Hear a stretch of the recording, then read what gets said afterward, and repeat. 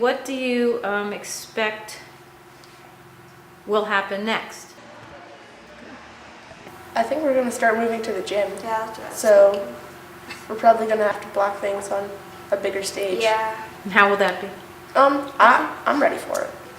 He is a pastor at the local church, and he helps Caroline out. Like, he tells her about the idea about being Christian and the people of Denmark and all that. And then he goes to the Chronicle to make sure that people actually hear about this story. So what should I do? Should I be like, oh? Well, you know, no. You're a pastor. You're an adult. Should I be like, pastor? Lean in casually and just listen. If someone said, I have really bad news. Yeah.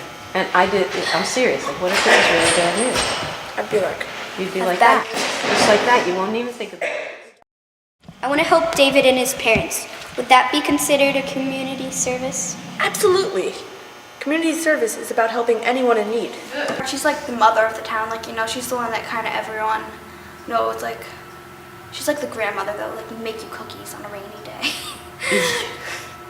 And she's like important because at the beginning, she's just kind of like, no, I don't really care about it. But then she's one of the first people to actually get a menorah and put it in her window. And so out of the other people, she kind of starts that. Does she give some lightness to the story? Like some comedy a little bit?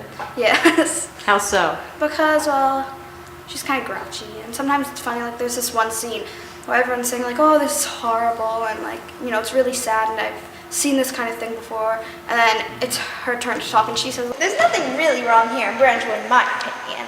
Every town has a sheriff. Every little town has its share of mischief. Mr. Johnson is an African-American man who had an accident happen to him long ago. It's when bandits put the word nigger on his garage in big letters. And so ever since then, he's been like a loner. He's been kind of low down the dumps. So because he's trying to keep quiet because he doesn't want that to happen to him again. I never heard about that. No one did. That's because I stayed up all night scribbling up those big ugly letters. For some reason, I felt ashamed, like it was all my fault. When I came across the word nigger, I was like, what? I didn't know that would be in here. So it was kind of hard for me to say it because, one, I was thinking about not only what I was saying, but I was saying who I was saying it in front of when the musical came. So that, I was kind of scared about it, but as we did it more and more, I kind of got comfortable with it. There's another place, there's another road you can follow. There's another path that can shepherd you home. And the few who've walked it to a place in the sun had to trust in a little known power. well, for me, it's not very hard to memorize. I don't know why. At the beginning, I read over the lines a lot, and then I'd go over it with my parents, and they'd say some lines, and then I'd say my lines. At the beginning, I did it looking at the script, but now I can say a lot of my lines without looking. Well, I didn't have like a lot of lines to memorize, so it wasn't that hard. I just like sung it to a tune, and that was easy for me to remember. Reading over the script a lot and like saying the lines out loud or in my head. And I'm also rehearsing some of the scenes with my family members. I would read one scene that I'm in over and over so I'd get my part and figure out who I'm after.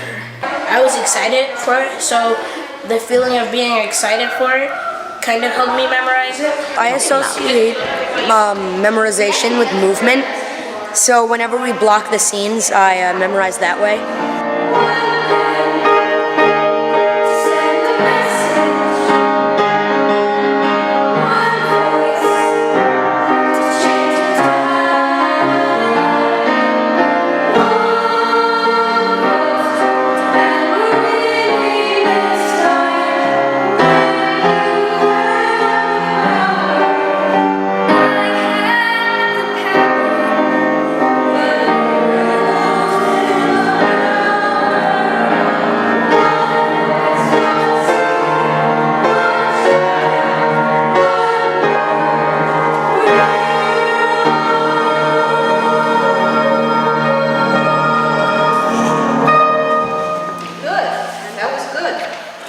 very, very, very